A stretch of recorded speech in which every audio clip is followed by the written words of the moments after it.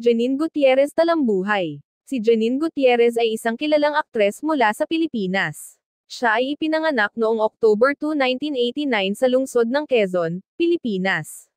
Anak siya ng mga aktor na sina Lotlot De Leon at Ramon Christopher Gutierrez, kaya't mayroon siyang showbiz lineage. Welcome to my channel, The Celebrity History. Please consider to like and subscribe to my channel mga ka-history. Ating tuklasin ang mga historya. At ating kilalanin ang ating mga celebrity. Mapa local man yan at international. Noong unang bahagi ng kanyang karera, nagtrabaho si Janine sa ilang mga produksyon sa telebisyon. Subalit, ang kanyang breakthrough role ay dumating noong 2012 nang gumanap siya bilang Myrna sa critically acclaimed film na Babaylan, kung saan siya ay kumuha ng Best Actress Award sa Cinema One Originals Digital Film Festival. Pagkatapos nito, naging bahagi siya ng iba't ibang mga teleserye at pelikula sa Pilipinas, at itinuring na isa sa mga magagaling na young actresses ng kanyang henerasyon. Ilang mga proyekto ni Janine ay kinilala rin ng mga award-giving bodies, at naging daan ito upang mas mapansin ang kanyang talento sa pag-arte. Bukod sa pag-arte, kilala rin si Janine sa kanyang kagandahan at pagiging fashion icon. Dahil dito, siya ay nagiging isa sa mga iniimbitahan sa iba't ibang mga fashion events at red carpet affairs. Sa kabila ng kanyang tagumpay sa showbiz, nanatiling mababa at mapagkumbaba si Janine. Patuloy niyang pinagbubutihan ang kanyang trabaho at ipinakikita ang dedikasyon sa pag-arte. Naging inspirasyon din siya sa maraming kabataan na nagnanais na sundan ang kanyang yapak bilang isang mahusay na artista. Bukod sa kanyang mahusay na pagganap sa mga pelikula at telebisyon, may ilang karagdagang impormasyon tungkol kay Janine Gutierrez na maaaring magkaroon ng interes ang mga tao. Edukasyon, si Janine ay nagtapos ng kursong European Studies sa Ateneo de Manila University. Nagpakita siya ng kanyang kahusayan at dedikasyon hindi lamang sa larangan ng pag-arte kundi pati na rin sa kanyang pag-aaral. Kagandahang asal, kilala si Janine sa kanyang pagiging mabait, mapagkumbaba, at respetuoso sa mga kapwa niya artista, kasamahan sa trabaho, at mga fans. Ipinakita niya ang kanyang pagiging matalino at propesyonal sa kanyang pakikipagtrabaho sa industriya ng showbiz. Panlipunang adhikain, aktibo si Janine sa pagtulong at pakikilahok sa mga advokasya at charitable works. Isa siya sa mga celebrity ambassadors ng United Nations High Commissioner for Refugees, UNHCR, sa Pilipinas, kung saan tumutulong siya sa mga biktima ng mga krisis at mga taong nangangailangan ng tulong at proteksyon. Fashion, dahil sa kanyang matinding sense of style, si Janine ay inaasahang maging isang fashion icon sa Pilipinas. Ipinakita niya ang kanyang husay sa fashion sa iba't ibang mga event at red carpet affairs, kung saan siya ay inaasahang magsusuot ng mga designer outfits na nagiging usap-usapan. Mga award at pagkilala, naging bunga ng kanyang mahusay na pagganap ang ilang mga pagkilala at parangal. Bukod sa Cinema One Originals Best Actress Award, tinanggap din niya ang mga nominasyon mula sa iba't ibang award-giving bodies, patunay sa kanyang talento at husay sa pag-arte. Personal na buhay, bagamat si Janine ay isang public figure, hindi masyadong nababalita ang kanyang personal na buhay. Sinusubukan niyang mapanatiling pribado ang ilang mga detalye tungkol sa kanyang pamilya at relasyon. Paglaki sa showbiz dynasty, si Janine ay lumaki sa showbiz dynasty ng Gutierrez de Leon.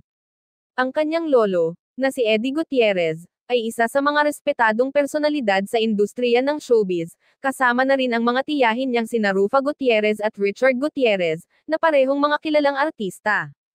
Ang mga karagdagang impormasyong ito ay nagpapakita na si Janine Gutierrez ay hindi lamang isang mahusay na aktres kundi isang inspirasyon at huwaran sa kanyang mga kapwa Pilipino, lalo na sa mga kabataan.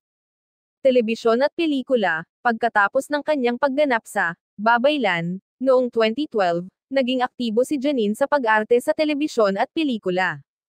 Ilan sa kanyang mga notable na teleserye ay kasama ang Villa Quintana, 2013, More Than Words, 2015, Legally Blind, 2017, at Dragon Lady, 2019. Sa kanyang mga pelikula, kasama siya sa mga proyekto tulad ng Dagsin, 2016, Lila, 2016, at Elise, 2019. Pagiging modelo, Dahil sa kanyang ganda at presensya, si Janine ay isa ring sikat na commercial and fashion model. Nagkaroon siya ng mga endorsement deals at nagmodel para sa iba't ibang mga kilalang brands sa Pilipinas. Pagiging host, bukod sa pag-arte, naging host din si Janine sa ilang mga programa. Isa siya sa mga co-host sa programang Usapang Real Life sa GMA News TV. Mga recognition at milestones, naging cover girl si Janine para sa iba't ibang mga fashion magazine at nagkaroon ng mga spread sa mga prestihiyosong mga pahayagan at mga online publications. Binigyan siya ng recognition bilang isang Woman of Style and Substance ng Mega Magazine noong 2017. Pagsuporta sa LGBT rights, aktibong nagpahayag si Janine ng kanyang suporta para sa mga LGBT rights at gender equality. Ipinapahayag niya ang pagiging advocate niya sa kanyang social media platforms. Nominasyon sa mga international film festivals, ang kanyang pagganap sa pelikulang Babae at Baril, 2019, ay nagbigay sa kanya ng nominasyon sa Best Actress category sa 2020 Fantasia International Film Festival sa Montreal, Canada. Ito ay isang patunay sa kanyang abilidad na humakbang sa international film scene. Social media presence. Kilala si Janine sa kanyang aktibong pakikilahok sa social media platforms tulad ng Instagram, Twitter, at Facebook. Gamit ang kanyang mga social media accounts, nakakatipon siya ng malalaking bilang ng followers na sumusuporta at bumabati sa kanya. Ang mga impormasyong ito ay nagpapakita ng mas malawak na larawan ng karera at pagkatao ni Janine Gutierrez. Isa siyang inspirasyon sa industriya ng pag-arte at maraming kabataan ang nahuhumaling sa kanyang talento, kagandahan, at pagiging totoong tao. Pagtangkilik sa local crafts, si Janine ay isang aktibong taga-suporta ng mga lokal na produkto at kultura ng Pilipinas. Nagpapakita siya ng pagmamalasakit sa mga lokal na manggagawa at lokal na produkto, kaya't madalas siyang makitang nagpapakita ng suporta sa mga indigenous crafts at mga lokal na sining. Online influencer, bukod sa pagiging isang aktres, si Janine ay isang influencer din sa online platform. Sa kanyang mga social media accounts, ipinapakita niya ang kanyang personal na estilo, mga paglalakbay, at pagtangkilik sa mga lokal na establishmento. Madalas din siyang gumamit ng kanyang platform upang magbahagi ng inspirasyon at mensahe ng positibong pagbabago. Mga pagkilala at award, sa kanyang mga nagdaang taon sa industriya ng pag-arte, tinanggap ni Janine ang iba't ibang mga pagkilala at award mula sa iba't ibang award-giving bodies.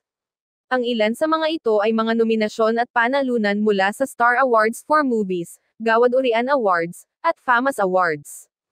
Pag-ambag sa online platform ng UNHCR, bilang isa sa mga celebrity ambassadors ng United Nations High Commissioner for Refugees, UNHCR, sa Pilipinas, ipinapakita ni Janine ang kanyang dedikasyon sa pagtulong sa mga biktima ng krisis at mga refugees. Madalas siyang nagbibigay ng mensahe at impormasyon upang hikayatin ang mga tao na makiisa sa mga advokasya ng UNHCR. Pagnanais na magbigay ng inspirasyon, sa kanyang mga panayam, ipinahayag ni Janine ang kanyang pagnanais na maging inspirasyon sa mga kabataan, lalo na sa mga kababaihan. Ipinapakita niya ang halimbawa ng isang babaeng nagtatagumpay sa kanyang larangan at patuloy na naghahanap ng mga oportunidad upang mapabuti ang kanyang talento at kabuhayan. Pagtangkilik sa sining, isa si Janine sa mga kilalang artista na nagpapahalaga sa sining at kultura. Nagsusulong siya ng pagiging aktibo at mahusay na manunood ng mga pelikula at teatro. Madalas siyang magbahagi ng kanyang mga review at opinyon tungkol sa mga obra at pelikulang Pilipino. Pagsuporta sa pambansang wika, kilala rin si Janine sa kanyang pagsuporta sa pagpapalaganap at pagpapahalaga sa pambansang wika ng Pilipinas. Sa kanyang mga social media posts, makikita ang kanyang paggamit ng Filipino bilang pagpapakita ng pagmamalasakit sa kultura ng bansa. Kombinasyon ng ganda at talino, bukod sa kanyang kagandahan, kinilala rin si Janine sa kanyang talino at pagiging matalino. Sa kanyang mga panayam, ipinapakita niya ang kanyang pagiging well-read at interesado sa iba't ibang mga aspeto ng buhay. Pagiging influential woman, noong 2020, itinanghal si Janine Gutierrez bilang isa sa 50 most influential women ng GMA News Online. Ang pagkilala ay nagpapakita ng kanyang impluwensya at halaga sa industriya ng showbiz at sa lipunan bilang isang aktibong advocate at talented na artista. Inspirasyon sa mga kabataan. Isa sa mga dahilan kung bakit tinatangkilik si Janine ng kanyang mga tagahanga ay ang kanyang positibong pag-uugali at pagiging inspirasyon sa mga kabataan. Pinapakita niya ang kanyang pagiging totoo at tapat sa kanyang mga paniniwala, kaya't hinahangaan siya bilang role model ng marami. Pagnanais na mag-ambag sa industriya, ipinalalabas ni Janine ang kanyang pagnanais na hindi lamang maging isang artista kundi maging isang aktibong contributor sa industriya ng pelikula at telebisyon. Nais niyang magkaroon ng mas malalim na pag-unawa sa produksyon at iba pang aspeto ng showbiz para mas mapabuti ang kanyang mga proyekto. Pag-igting ng kanyang career, mula sa kanyang mga naunang pelikula at teleserye, mas lalo pang yumigting ang kanyang career bilang aktres. Patuloy siyang napapanood sa mga mahahalagang proyekto sa telebisyon at pelikula, at ang kanyang husay sa pag-arte ay patuloy na pinapurihan ng mga kritiko at manunood. Thank you for watching. Please consider to like, subscribe and hit the notification bell para updated po kayo kung may bago tayong upload mga ka-history. Maraming salamat po at magandang araw po sa ating lahat.